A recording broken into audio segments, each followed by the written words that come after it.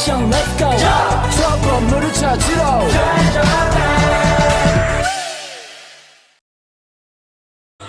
Aliran Khawarij. Istilah Khawarij berasal dari bahasa Arab, yaitu Khawarij, yang berarti mereka yang keluar. Nama ini digunakan untuk memberikan atribut bagi pengikut Ali bin Abi Thalib yang keluar dari golongannya, dan kemudian membentuk kelompok sendiri. Penamaan terhadap kelompok yang keluar dari pasukan Ali bin Abi Thalib bukanlah julukan yang diberikan dari luar kelompoknya saja, tetapi mereka juga menamakan diri dengan sebutan Khawarij, dan dengan pengertian orang-orang keluar pergi untuk menegakkan kebenaran. Terdapat pula sekte Khawarij beserta ajarannya, yaitu pertama Al-Muhakkimah. Sekte ini merupakan golongan Khawarij asli yang terdiri dari pengikut-pengikut Ali yang kemudian membangkang. Yang kedua, ada Al-Azharikoh. Setiap orang Islam yang menolak ajaran Al-Azharikoh dianggap musyrik. Bahkan, pengikut Al-Azharikoh yang tidak berhijrah ke dalam wilayahnya juga dianggap musyrik. Menurut mereka, semua orang Islam yang musyrik boleh ditawan dan dibunuh, termasuk anak istri mereka. Berdasarkan prinsip ini, pengikut Al-Azharikoh banyak melakukan pembunuhan terhadap sesama umat muslim, yang berarti di luar daerah mereka. Yang ketiga, ada An-Najdah. Paham teologi An-Najdah yang terpenting adalah bahwa orang Islam yang tak sepaham dengan mereka dianggap kafir. Orang seperti ini menurut mereka akan masuk neraka dan kekal di dalamnya. Pengikut An-Najdah sendiri tidak akan kekal di dalam neraka walaupun melakukan dosa besar. Bagi mereka, dosa kecil dapat meningkat menjadi dosa besar bila dikerjakan secara terus-menerus. Yang keempat ada Al-Ajaridiyah. Dibandingkan dengan Al-Azharikoh, doktrin teologi kaum Al-Ajaridiyah jauh lebih moderat. Mereka berpendapat bahwa tidak wajib berhijrah ke wilayah mereka seperti yang diajarkan Nafi. Tidak boleh merampas harta dalam peperangan kecuali harta orang yang mati terbunuh dan tidak dianggap musyrik. Yang kelima ada As-Sufriyah. Sekte ini membawa paham yang mirip dengan paham Al-Azharikoh, hanya lebih lunak. Doktrin teologinya yang terpenting adalah istilah kafir, yaitu mengandung dua arti, yaitu kufur an-nikmah, yaitu mengingkari nikmat Tuhan, dan kufur billah, mengingkari Tuhan. Yang keenam ada al-ibadiyah. Doktrin teologi yang terpenting antara lain bahwa orang Islam yang berdosa besar tidak dikatakan mukmin, melainkan muwahhid. Orang yang dimaksud adalah kafir nikmat, yaitu tidak membuat pelakunya keluar dari agama Islam. Syiah menurut bahasa berarti sahabat atau pengikut. Dalam kajian ilmu kalam, kata Syiah lebih spesifik ditujukan kepada orang-orang yang menjadi pengikut atau pendukung Ali bin Abi Thalib. Munculnya aliran Syiah tidak dapat dipisahkan dari tokoh kontroversial yang bernama Abdullah ibnu Saba. Abdullah ibnu Saba adalah seorang pendeta Yahudi berasal dari Yaman yang pura-pura masuk Islam. Sebagian ahli sejarah berpendapat bahwa Abdullah ibnu Saba ini masuk Islam dengan tujuan hendak merusak Islam dari dalam karena mereka tidak sanggup mengacaukan dari luar. Propaganda yang pertama kali dilancarkan oleh Abdullah ibnu Saba adalah dengan cara menyebarkan fitnah terhadap Khalifah Utsman bin Affan dan menyanjung-nyanjung Ali bin Abi Thalib secara berlebih-lebihan. Propaganda ini mendapatkan sambutan dari sebagian masyarakat Madinah, Mesir, Basrah, dan lain-lain. Dia sangat berani membuat hadis palsu yang bertujuan mengagung-agungkan Ali bin Abi Thalib dan merendahkan Abu Bakar As-Siddiq, Umar bin Khattab, dan Utsman bin Affan. Di antara propaganda Abdullah ibnu Saba adalah 1. Al-Wisoyah. Arti al-wisoyah adalah wasiat. Nabi Muhammad SAW berwasiat supaya khalifah sesudah beliau adalah Ali bin Abi Thalib, sehingga beliau diberi gelar al-wasi atau orang yang diberi wasiat. Kedua, ar-roja'ah. Arti ar-roja'ah ialah kembali. Ibnu Saba menyampaikan bahwa Nabi Muhammad SAW tidak boleh kalah dengan Nabi Isa alaihissalam. Kalau Nabi Isa alaihissalam akan kembali pada akhir zaman untuk menegakkan keadilan, maka Nabi Muhammad SAW lebih patut untuk kembali. Ali bin Abi Thalib juga akan kembali di akhir zaman untuk menegakkan keadilan. Ia tidak percaya bahwa Ali bin Abi Thalib telah mati terbunuh tetapi masih hidup. Ketiga, ketuhanan Ali bin Abi Thalib. Ibnu Saba juga mempropagandakan paham bahwa dalam tubuh Ali bin Abi Thalib bersemayam unsur ketuhanan. Oleh karena itu, Ali bin Abi Thalib mengetahui segala yang gaib dan selalu menang dalam peperangan melawan orang kafir. Suara petir adalah suara Ali bin Abi Thalib dan kilat adalah senyumannya. Kiai Haji Sirajuddin Abbas menyebutkan bahwa Syiah itu terpecah belah menjadi 22 golongan. Di antaranya adalah 1. Syiah Sabaiyah. Syiah ini adalah pengikut Abdullah ibnu Saba. Sekte ini termasuk Syiah Goliyah atau Syiah yang keterlaluan yang berlebih-lebihan. Di samping mempercayai kelebihannya Nabi Muhammad dan Ali bin Abi Thalib di akhir zaman nanti, juga menyebarkan paham bahwa malaikat Jibril telah keliru dalam menyampaikan wahyu dari Tuhan. Karena sebenarnya wahyu yang seharusnya diturunkan kepada Ali bin Abi Thalib tetapi justru diturunkan kepada Nabi Muhammad SAW. Yang kedua, Syiah. Kaisaniyah. Syiah ini adalah pengikut Muhtar bin Ubay as-Saqafi. Golongan ini tidak mempercayai adanya ruh Tuhan dalam tubuh Ali bin Abi Thalib, tetapi mereka meyakini bahwa Imam Syiah adalah maksum dan mendapatkan wahyu. Yang ketiga, Syiah Imamiyah, yaitu Syiah yang percaya kepada imam-imam yang ditunjuk langsung oleh Nabi Muhammad SAW, yaitu Ali bin Abi Thalib sampai 12 orang imam keturunannya, yaitu Ali bin Abi Thalib, juga dikenal dengan Amirul Mukminin. Yang kedua, Hasan bin Ali, juga dikenal dengan Hasan al-Mujabah. Yang ketiga, Husain bin Ali, juga dikenal dengan Husain Asyahid. Yang keempat, Ali bin Husain, juga dikenal dengan Ali Zainal Abidin. Yang kelima, Muhammad bin Ali, juga dikenal dengan Muhammad al-Bakir. Yang keenam, Ja'far bin Muhammad, juga dikenal dengan Ja'far as-Shadiq. Yang ketujuh, Musa bin Ja'far, juga dikenal dengan Musa al-Kazim. Yang kedelapan, Ali bin Musa, juga dikenal dengan Al-Ridho. Yang kesembilan, Muhammad bin Ali, juga dikenal dengan Muhammad al-Jawad atau Muhammad at-Taqi. Yang kesepuluh, Al bin Muhammad, juga dikenal dengan Ali al-Hadi. Yang kesebelas, Hasan bin Ali, juga dikenal dengan Hasan al-Syakiri. Yang ke-12, Muhammad bin Hasan, juga dikenal dengan Muhammad al-Mahdi. Itulah di situ. Yang D, Syiah Ismailiyah, yaitu Syiah yang mempercayai hanya 7 orang imam, yaitu mulai Ali bin Abi Thalib dan diakhiri Ismail bin Ja'far as-Sadiq yang lenyap dan akan keluar pada akhir zaman. Sekte Syiah Ismailiyah ini berkembang di Pakistan yang merupakan murid Agahan. Urutan imam-imam yang dipercaya oleh Syiah Ismailiyah adalah 1. Ali bin Abi Thalib, juga dikenal dengan Amirul Mukminin. Hasan bin Ali, juga dikenal dengan Hasan al-Mujabah. Yang ketiga, Husain bin Ali, juga dikenal dengan Husain Asyahid. Yang keempat, Ali bin Husain, juga dikenal dengan Ali Zainal Abidin. Yang kelima, Muhammad bin Ali, juga dikenal dengan Muhammad al-Bakir. Yang keenam, Ja'far bin Muhammad bin Ali, juga dikenal dengan Ja'far as-Shadiq. Yang ketujuh, Ismail bin Ja'far adalah anak pertama Ja'far as-Sadiq dan kakak Musa Al-Qaziyah.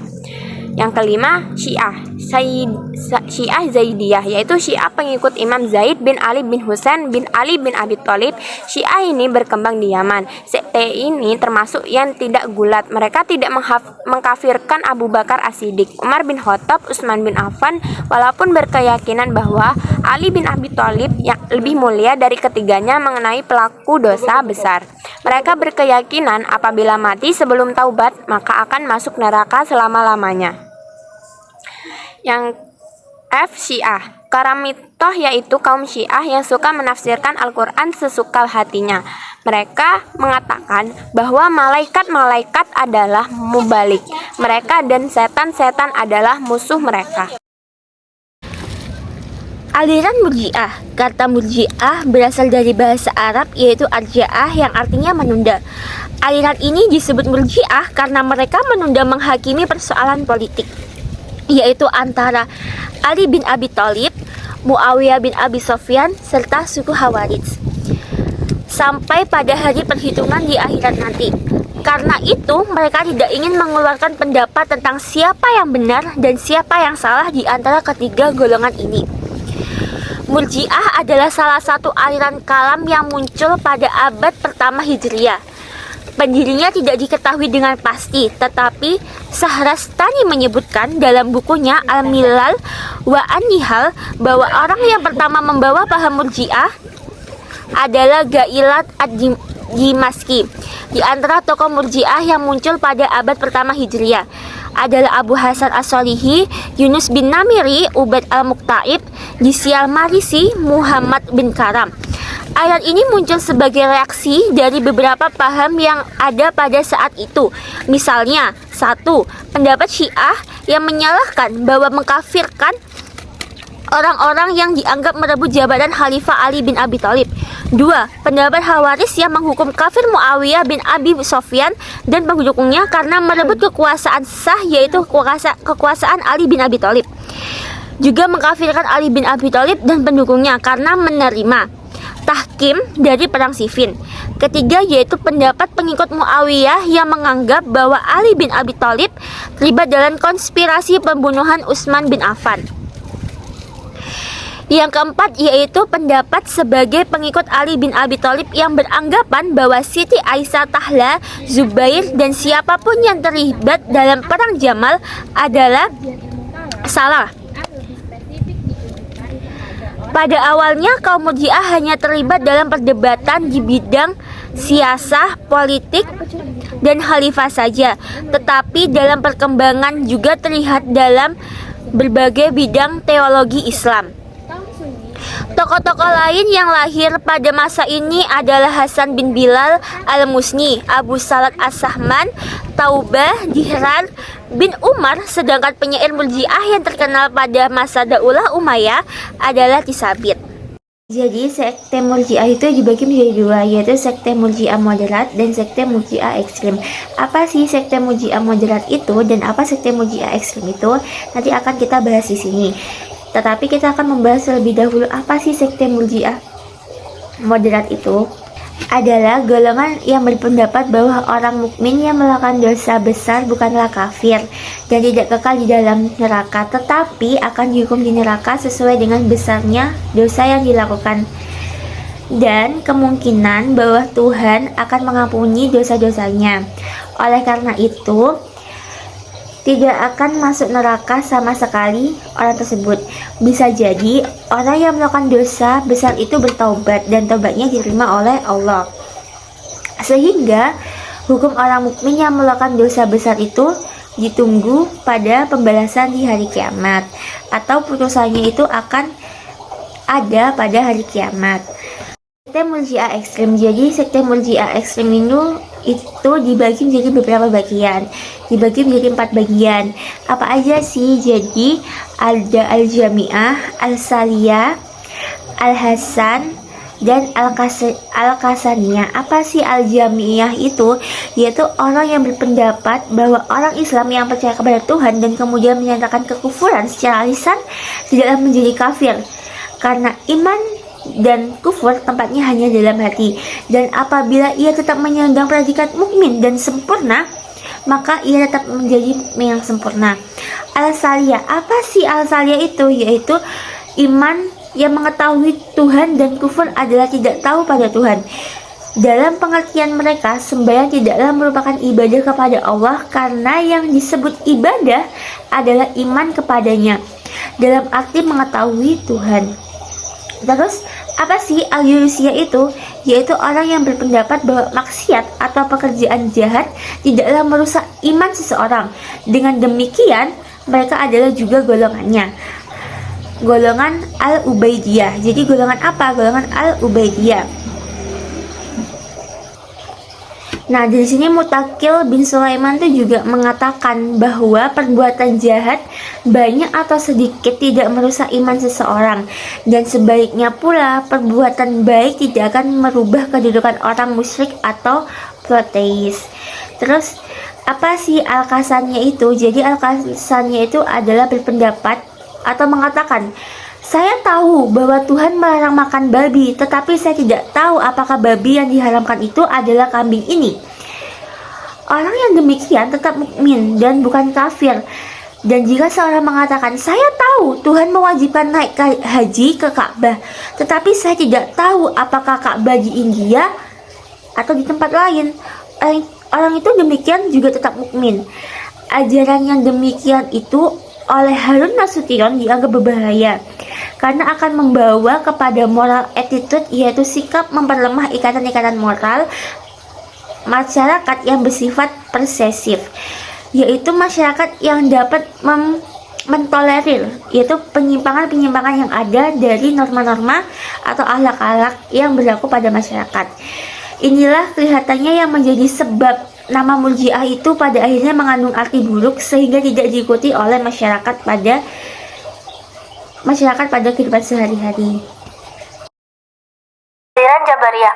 Aliran ini muncul dari sikap yang skeptis terhadap situasi politik pada masa pemerintahan Muawiyah bin Abi Sufyan. Berdaya itu kemudian dirumuskan dalam suatu pemikiran teologi bahwasanya setiap perbuatan manusia merupakan wujud kehendak Allah. Dan menguntungkan Muawiyah dalam melegitimasi politik. Doktrin ajaran aliran Jabariyah. Menurut Jabariyah, manusia tidak memiliki kemampuan untuk mewujudkan perbuatannya dan tidak memiliki kemampuan untuk memilih. Perbuatan yang dilakukan manusia pada hakikatnya adalah dari Allah semata, sehingga ini dinamakan fatalisme. Munculnya suku Qadariyah ini dipicu karena politik Muawiyah yang ingin menghapuskan pengaruh keluarga Ali bin Abi Thalib dalam gaya berpolitik. Delegitimasi yang dilakukan Muawiyah membuat munculnya aliran ini, Qadariyah. Doktrin ajaran Qadariyah adalah ajaran-ajaran Ma'bad dan Golin yang mengajarkan bahwa manusia memiliki kodrat untuk mewujudkan suatu perbuatan. Jika mereka berbuat baik sesuai di Al-Quran, maka mereka mendapat kebaikan. Begitupun sebaliknya, yang dijelaskan dalam Quran surah Al-Kahfi ayat 29 yang berbunyi, "Faman syaa falyu'min wa man syaa falyakfur." Artinya, barang siapa menghendaki beriman, hendaklah ia beriman, dan barang siapa yang menghendaki kafir, biarlah dia kafir.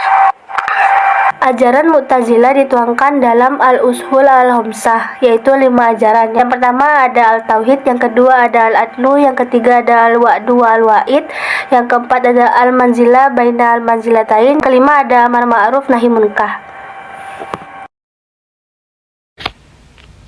Aliran Asy'ariyah. Aliran Asy'ariyah merupakan suatu reaksi terhadap aliran Mu'tazilah dan ajaran pokok. Dalam aliran ini terdiri dari zat dan sifat-sifat Tuhan, kebebasan dalam berkehendak, akal dan wahyu, kebaikan dan keburukan, serta kodimnya kalam Allah, wujud Allah, keadilan dan kebaruan alam, dan kedudukan orang yang berbuat dosa.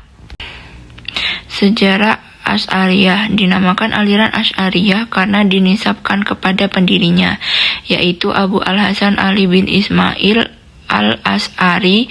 Beliau lahir di Basrah, Irak pada tahun 260 Hijriah atau 873 Masehi dan wafat pada 324 Hijriah atau 935 Masehi. Pokok-pokok ajaran Asy'ariyah. Yang pertama, sifat Tuhan. Al-Asy'ariyah mengakui adanya sifat-sifat Allah sesuai dengan zat Allah sendiri, namun sama sekali tidak menyerupai sifat-sifat makhluk. Jadi Allah mendengar, tetapi tidak seperti manusia mendengar. Allah dapat melihat, tetapi tidak seperti penglihatan manusia, dan seterusnya.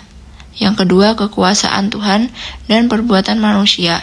Pendapat Al-Asy'ari dalam soal ini juga di tengah-tengah antara Jabariyah dan Mu'tazilah. Al-Asy'ari mengatakan bahwa manusia tidak berkuasa menciptakan sesuatu, tetapi berkuasa karena memperoleh dari Allah. Yang ketiga, keadilan Tuhan. Menurut Al-Asy'ari, Tuhan tidak mempunyai kewajiban apapun untuk menentukan tempat manusia di akhirat, sebab semua itu merupakan kehendak mutlak Tuhan, sebab Tuhan Maha Kuasa atas segalanya. Yang keempat, berdasarkan Quran Surat Al-Qiyamah, Abu Hasan Al-Asy'ari berpendapat bahwa ketika orang mukmin dimasukkan ke surga, maka wajah mereka berseri-seri karena kegembiraannya, dan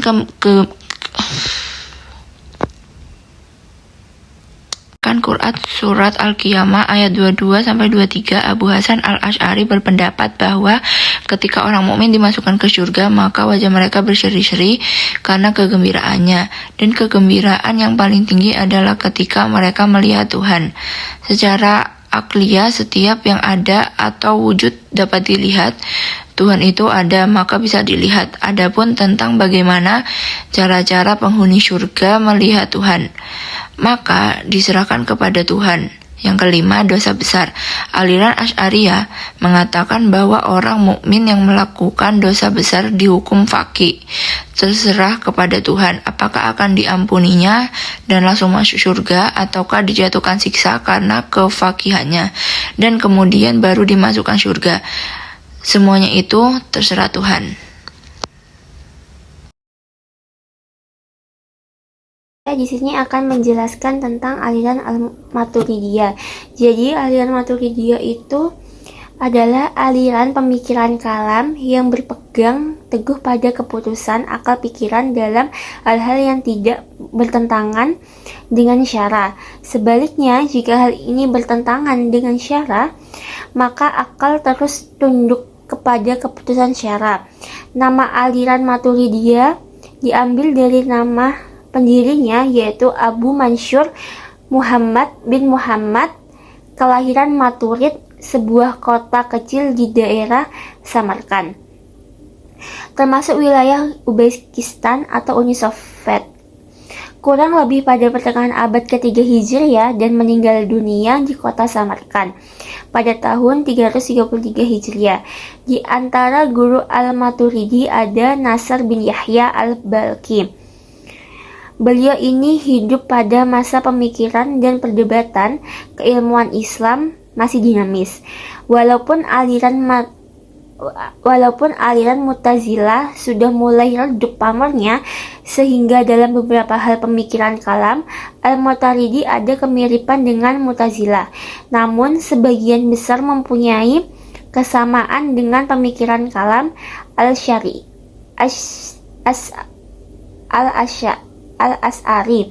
di bidang fikih. Ulama Maturidiyah adalah mengikuti mazhab Imam Hanafi. Untuk mengetahui cara pemikiran Al-Maturidi, maka tidak dapat meninggalkan pola pemikiran Asy'ari dan aliran Mu'tazilah. Al-Maturidi dan Asy'ari memposisikan diri sebagai kontra pemikiran Mu'tazilah. Dengan posisi ini, Al-Maturidi sangat berjasa dalam mempertahankan itikad Al-Husna wal Jamaah. Sebagaimana Imam Asy'ari, Abu Mansur Al-Maturidi termasuk penulis yang produktif. Beliau tidak hanya menulis kitab yang berisi ilmu kalam saja, tetapi juga bidang ilmu keislaman lainnya. Ada beberapa kitab yang berhasil ditulisnya. Di antaranya adalah kitab Taurat, Al-Quran, At-Tawilat, Ahli As-Sunnah, yaitu juga termasuk dalam kitab tafsir. Dua, yaitu kitab Al-Ma'had Asy'ari, yaitu usul fikih. Ketiga adalah kitab Ad-Jadal, termasuk dalam tafsir kalam Al-Sunnah. Keempat adalah kitab usul, yaitu dari usul ad-din.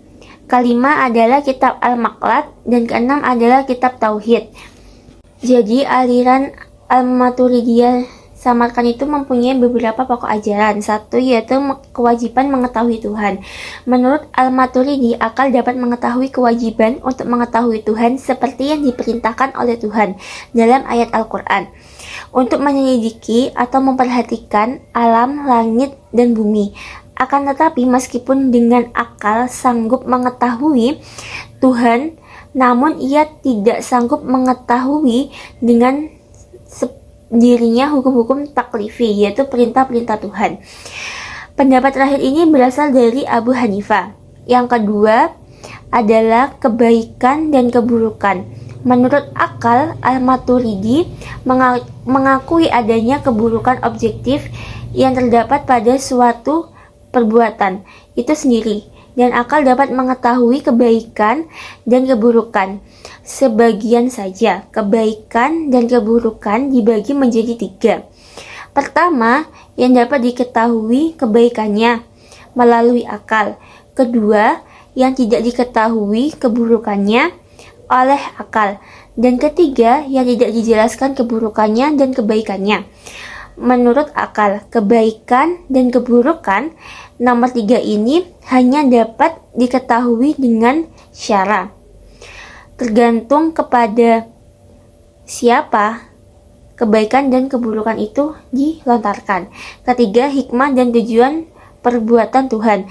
Menurut aliran Asy'ariyah, segala perbuatan dinyatakan mengapa. Artinya, bukan karena hikmah. Menurut Mu'tazilah sebaliknya karena mengerjakan sesuatu yang tidak ada gunanya. Kelanjutannya ialah bahwa Tuhan harus atau wajib memperbanyak berbuat baik dan terbaik. Menurut Al-Maturidi, memang benar perbuatan Tuhan mengandung kebijaksanaan atau hikmah, baik dalam ciptaannya maupun dalam perintah dan larangan-larangannya. Tetapi perbuatan Tuhan tersebut tidak karena paksaan atau dipaksa karena tidak dapat dikatakan wajib, karena kewajiban itu mengandung suatu perlawanan dengan iradahnya. Ini adalah Al-Maturidiyah Bukhara. Apa sih Al-Maturidiyah Bukhara itu? Jadi pemikiran kalam Al-Maturidiyah Bukhara dikembangkan oleh Basdawi. Nama lengkapnya ialah Abu Yurs Muhammad bin Al-Husain bin Abdul Karim Al-Basdawi, dilahirkan pada tahun 421 Hijriah. Kakek Al-Basdawi yaitu Abdul Karim hidupnya semasa dengan Al-Maturidi, dan salah satu murid Al-Maturidi Al-Basdawi menguji pemikiran kalam Al-Maturidiyah melalui orang tuanya. Setelah ia belajar kepada beberapa ulama seperti Yakub bin Yusuf bin Muhammad Al-Nasaiburi dan Syekh Imam Al-Abu Khatib. Di samping itu, ia juga mempelajari filsafat yang ditulis oleh Al-Kindi dan pemikiran Mu'tazilah seperti yang ditulis oleh Abdul Jabbar Al-Razi, Al-Jubai, Al-Kabi, dan Al-Nadham. Selain itu, ia juga mendalami pemikiran Al-Asy'ari dalam kitab Al-Mujiz. Adapun pemikiran Al-Maturidi dipelajari lewat kitab Al-Tauhid dan kitab Tawilah Al-Quran. Al-Basdawi berada di Bukhara pada tahun 478 Hijriah atau 1085 Masehi. Kemudian ia menjabat sebagai hakim di Samarkand pada tahun 481 Masehi atau 1088 Masehi. Lalu kemudian Bukhara dan meninggal di kota tersebut pada tahun 493 Hijriah atau 1999 Masehi.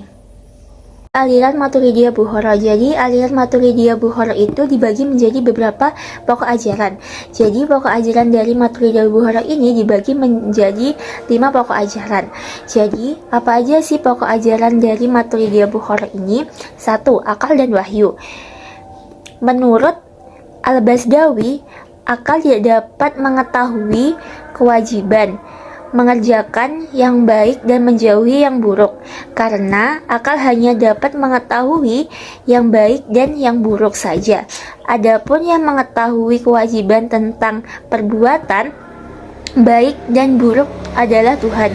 Jadi, menurut Al-Basdawi, mengetahui Tuhan dan mengetahui yang baik dan yang buruk dapat diketahui melalui akal.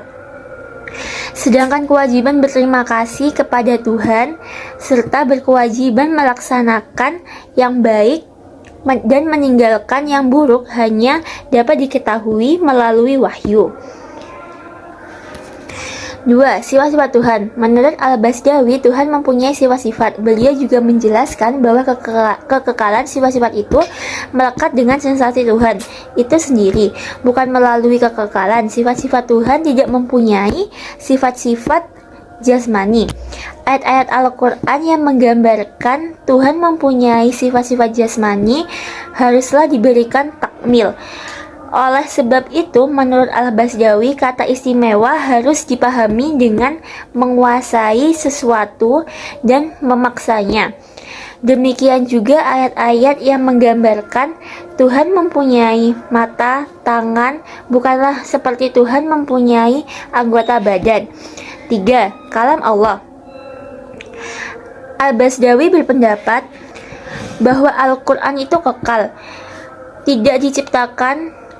Kalamunillah adalah sesuatu yang berdiri dengan zatnya, sedangkan yang tersusun dalam bentuk surat yang mempunyai akhir dan awal, jumlah dan bagian bukanlah kalamunillah secara hakikat, tetapi Al-Quran bentuk kiasan atau bisa disebut juga dengan majas. Keempat adalah perbuatan manusia. Al-Basdawi mengatakan bahwa di dalam perwujudan perbuatan terdapat dua perbuatan, yaitu perbuatan Tuhan dan perbuatan manusia. Menurutnya, perbuatan Tuhan adalah penciptaan perbuatan manusia dan bukan penciptaan daya. Manusia hanyalah melakukan perbuatan yang diciptakan itu. Al-Basdawi mengambil keputusan bahwa perbuatan manusia sesungguhnya diciptakan Tuhan, tetapi tidaklah perbuatan Tuhan. Al-Basdawi juga mengatakan bahwa manusia bebas dalam kemauan dan perbuatannya. Namun demikian, kebebasan manusia dalam faham ini, kalaupun ada, kecil sekali. Perbuatan manusia hanyalah melakukan perbuatan yang telah diciptakan Tuhan. 5. Janji dan ancaman. Menurut Al-Basdawi, tidak mungkin Tuhan melanggar janjinya untuk memberikan upah kepada orang-orang yang berbuat baik. Tetapi sebaliknya, bukan tidak mungkin Tuhan membatalkan ancaman untuk memberikan hukuman kepada orang-orang yang berbuat jahat. Oleh karena itu, nasib orang yang berdosa besar ditentukan oleh kehendak mutlak Tuhan.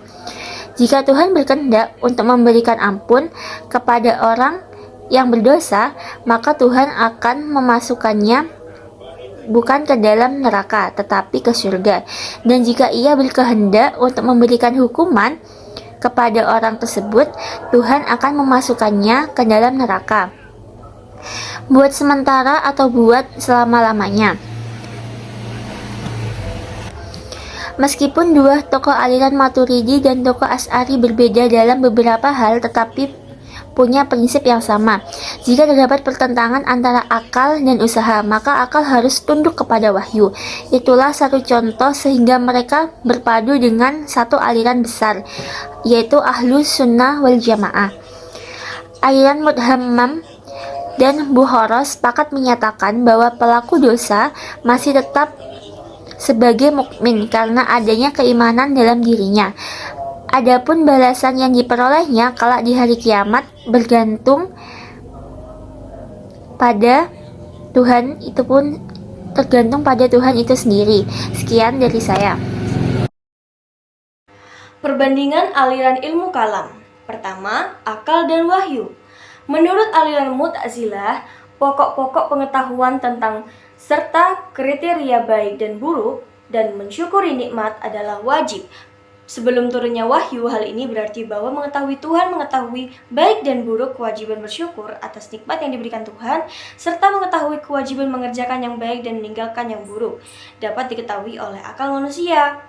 Menurut aliran Asy'ariyah, Al-Imam Asy'ari menjelaskan yang menentukan baik dan buruk, kewajiban terhadap Tuhan dan kewajiban melaksanakan yang baik dan menjauhi yang buruk adalah wahyu. Akal tidak berperan dalam hal tersebut, sehingga kalau dikatakan bohong, itu adalah buruk karena wahyulah yang menetapkannya.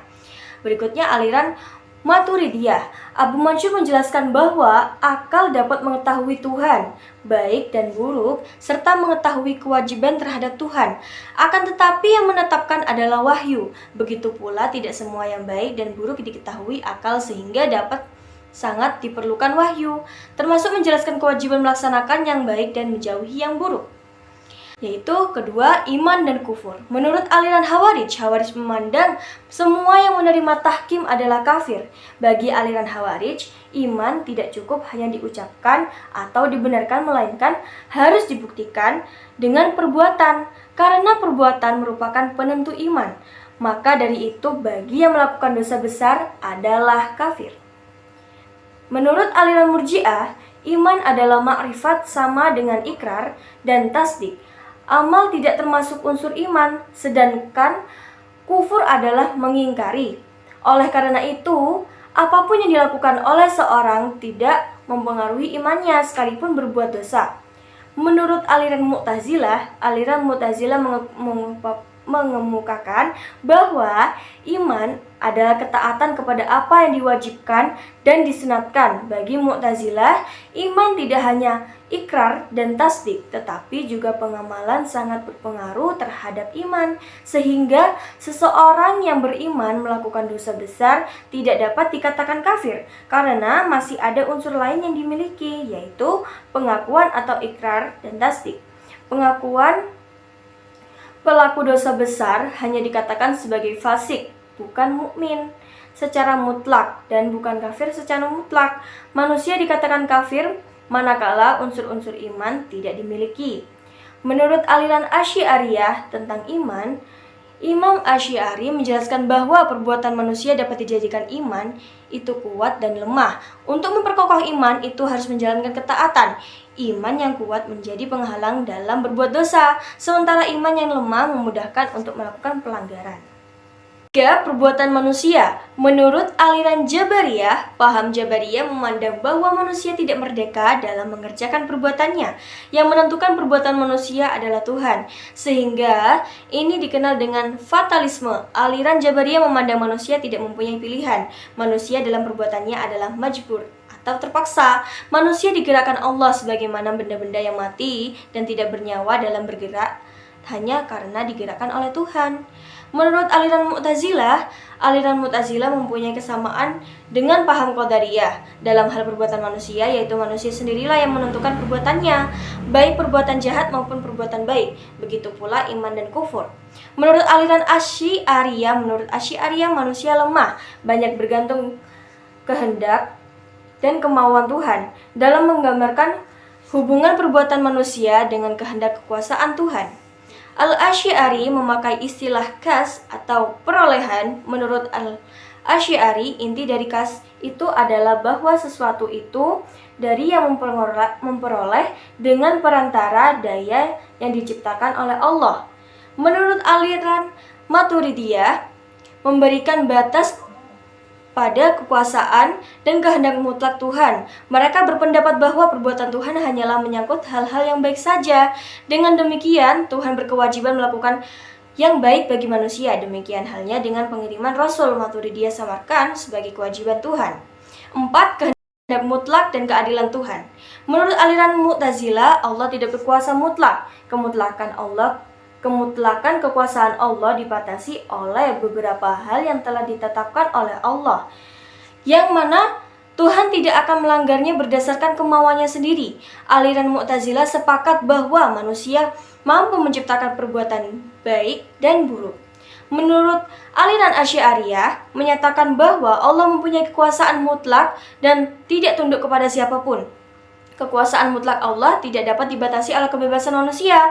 Kaum Asy'ariyah berpendapat bahwa manusia tidak bebas berbuat dan berkehendak, sebab sekiranya sesuatu terjadi di luar kehendak Allah, atau sekiranya dalam kekuasaannya terjadi yang tidak dikehendakinya, maka Hal ini akan berarti bahwa Allah itu lemah atau lupa, sedangkan sifat lemah atau lupa adalah mustahil bagi Allah. Allah yang menghendaki segala sesuatu yang terjadi di alam ini termasuk perbuatan baik dan perbuatan buruk.